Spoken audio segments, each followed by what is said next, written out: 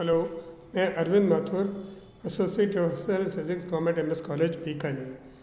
आज हम nuclear and solid state physics में न्यूक्लियर फ्यूजन का कंटिन्यूस एक चेन रिएक्शन है, यानी जिसको हम नाभिकीय श्रृंखला कहते हैं, वो पढ़ेंगे।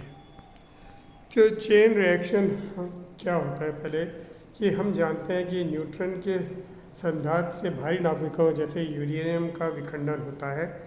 इस विखंडन प्रक्रिया में हम जानते हैं कि दो चीज़ें बहुत मायने, दो या दो से अधिक विखंडन उत्पादन फ्यूजन प्रोडक्ट्स मिलते हैं।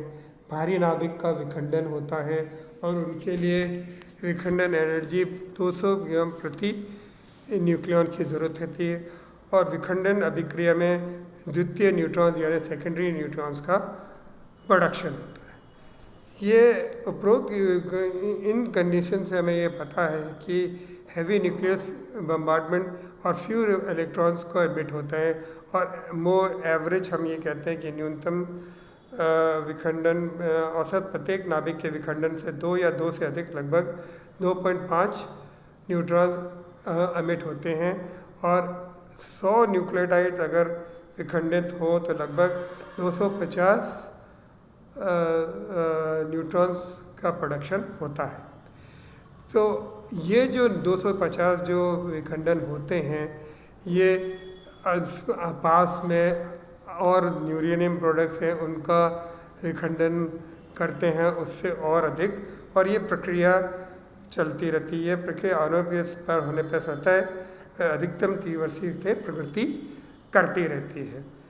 तो ये प्रक्रिया इस प्रकार हम कहते हैं कि वह अभिक्रिया एक बार प्रोग्राम का समय चलती रहती है और तो सेल्फ प्रोपेगेटिंग या self in which the number जिसमें नंबर ऑफ न्यूट्रॉन्स मल्टीप्लाई होते रहते हैं उसको हम नाभिकीय विखंडन कहते हैं या चेन रिएक्शन कहते हैं।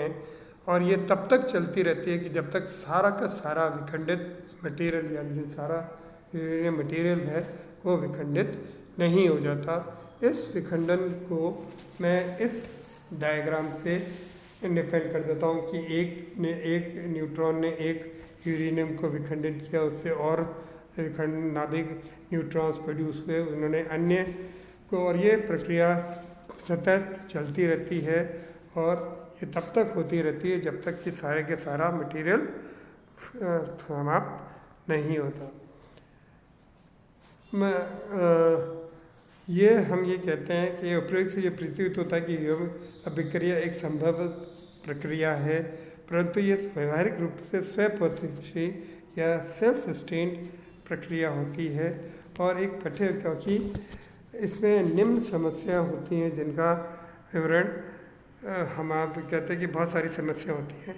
हम जानते हैं कि करना के लिए ज़रूरी है स्वपोषी खंडन के लिए यूरेनियम का एनरिचमेंट करना, एनरिचमेंट ऑफ यूरेनियम। हम जानते हैं कि प्रत्येक यूरेनियम में 3 आइसोटोप्स होते हैं, U-235, U-34 और U-38, और ये हमारे पास हम जानते हैं कि U-38 का अनुपात रेशो, इनका अगर रेशो देखें तो 0.006, 0.71, और ये इसके अंदर हमें मिलता है। U-34 की मात्रा नगण्य होती है, बहुत कम होती है और ये प्रायः हमें यहाँ पे नहीं मिलता और इसका विखंडन ये तो हम प्रकृति में नहीं पाया जाता। जब वातावरण में उपस्थित न्यूट्रॉन 235 तथा के नाभिकों को से कोलाइड करते हैं तो इनका विखंडन होता है। U-38 नाभिक का विखंडन तभी संभव है जब इससे टकराने वाले न्यूट्रॉनों की ऊर्जा लगभग 1 MeV से अधिक हो, जबकि U-35 नाभिक को 0.2 eV ऊर्जा के न्यूट्रॉन द्वारा ही विखंडित किया जा सकता है। इस कारण यूरेनियम श्रृंखला अभिक्रिया सेल्फ सस्टेन्ड नहीं हो पाती, क्योंकि उसके अंदर इतने ऊर्जा के न्यूट्रॉन हमें मिलने नहीं चलते। इसलिए हमें यूरेनियम श्रृंखला में तथा यू तरह की मात्रा भी कम होती है जिसका विखंडन समय। अतः यूरेनियम श्रृंखला को सत्स्पर्शी बनाने के लिए हमें 235 यूरेनियम को एनरिच करना पड़ता है, उससे एनरिच करना पड़ता है। इसके बाद एक है कि हमें एक क्रिटिकल मास की आवश्यकता होती है कि हमें ये देखना पड़ता है कि इसके अंदर कितना क्रिटिकल मास है। कि अभिक्रिया संपोषी बनाए रखने के लिए ये आवश्यक है कि प्रत्येक यूरेनियम नाभिक विखंडन से औसत में एक से अधिक नवखंडन योग्य न्यूट्रॉन की प्राप्ति होनी चाहिए। ये तभी विखंडन पता। अगर हमारा मात्रा अगर विखंडन मात्रा बहुत कम है तो हमें एक से एक विखंडन प्रक्रिया को बनाए रखने के लिए हमें न्यूट्रॉन ही उपलब्ध नहीं होते। और कई बार ऐसा होता है कि न्यूट्रॉन की संख्या को कम करने के लिए उचित विखंडित माइक्रोवेव का भ्रमण में काम।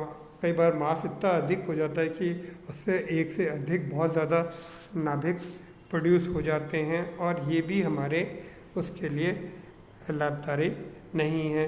और अगर कम हो तो लीकेज हो जाता है, ज़्यादा हो तो एसिडिक होता है। तो अतः पिंड का आकार छोटा होने पर यानी क्षण उत्पत्ति की अपेक्षा अधिक होगी और अधिक चेन रिएक्शन को बनाए रखने की संभावना। इस स्थिति में अभिक्रिया स्वतः बंद हो जाएगी। ऐसे पिंड के द्रव्यमान को हम कहते हैं सब क्रिटिकल मास। और अगर बड़े आकार का पिंड अधिक द्रव्यमान पिंड हो तो सब अभिक्रिया स्वपोषी हो जाती है। ऐसे पिंड का द्रव्यमान अधिक ओवर क्रिटिकल मास हो सकता है। अतः यूरेनियम पिंड से के उस न्यूनतम द्रव्यमान को जिससे कि श्रृंखला अभिक्रिया बिना कोई रुकावट चल सके उसको हम क्रांतिक द्रव्यमान कहते हैं या क्रिटिकल मास कहते हैं। इसके बाद इसके अंदर इसको डिटरमाइन क्रिटिकल मास को डिटरमाइन करने के लिए एक मल्टीप्लिकेशन फैक्टर के को डिफाइन करते हैं और वो एक रेशियो है विखंडन की किसी एक पीढ़ी से उपस्थित न्यूट्रॉनों की संख्या या डिवाइडेड बाय इस पीढ़ी के पूर्वोत्तर पीढ़ी से उत्पन्न न्यूट्रॉनों की संख्या का एक रेशियो है। अगर हम ये देखते हैं कि अगर के का मान एक से अधिक है तो यानी प्रत्येक पीढ़ी विखंडन के पश्चात न्यूट्रॉनों की जनसंख्या पॉपुलेशन में वृद्धि होती है जिसके कारण श्रृंखला अभिक्रिया अनियंत्रित हो जाती है। यदि के अप्रॉक्सीमेटली 1 हो तो श्रृंखला नियंत्रित तथा स्थायी होती है और अगर के इज लेस देन 1 तब यह मटेरियल बहुत कम होता है और नाभिकीय प्रक्रिया स्वतः ही बंद हो जाती है। तो नाभिकीय प्रक्रिया को कंट्रोल करने के लिए ये एक न्यूट्रॉन की आवश्यकता होती है। अतः प्रत्येक पीढ़ी विखंडन होने के पश्चात न्यूट्रॉनों की संख्या में k-1 गुणक से वृद्धि हो जाती है। इस प्रकार अभिक्रिया को प्रारंभ t में n माने की संख्या माने और प्रति वृद्धि की दर n k-1 होगा। तो इसको हम एक औसत समय t होता है तो हम dn/dt n k-1 upon t0 इसको अगर इंटीग्रेट करें तो हमारे पास आता है log e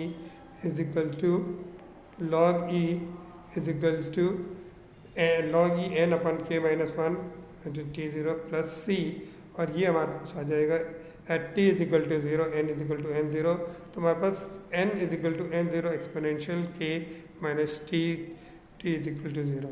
इस समीकरण से स्पष्ट होता है कि न्यूट्रॉनों की वृद्धि एक्सपोनेंशियल होती है। उदाहरणतः k का मान अगर 0.1005 है तथा इसके सक्सेसिव जनरेशन्स में न्यूट्रॉनों की उत्पत्ति के बीच समय अंतराल बहुत कम यानी 10⁻⁻ सेकेंड हो तो एक सेकेंड में न्यूट्रॉनों की संख्या हो जाएगी n = n0 अपॉन एक्सपोनेंशियल 5 अब इसके बाद एक यह है कि अगर हम ये जो चेन रिएक्शन है इसको कंट्रोल कर लें तो इससे हमें बहुत अधिक प्राप्ति हो जाता है। और अगर हमने इस विखंडन को अगर नियंत्रित हो तो प्रत्येक विखंडन से उत्पन्न न्यूट्रॉनों में से केवल एक ही न्यूट्रॉन विखंडन के लिए उपलब्ध हो और शेष न्यूट्रॉनों का अगर अवशोषण हो जाता है तो इस स्थिति में k=1 हो जाता है और से इस की दर नियंत्रित हो जाती है। इस प्रकार की अभिक्रिया को नियंत्रित श्रृंखला अभिक्रिया बोलते हैं और जिससे विस्फोट नहीं होता। और इस प्रक्रिया को हम एक आइटम जिसको हम कहते हैं न्यूक्लियर रिएक्टर्स में उपयोग करते हैं। न्यूक्लियर रिएक्टर्स का टॉपिक हम अगले लेक्चर में पढ़ेंगे। Thank you.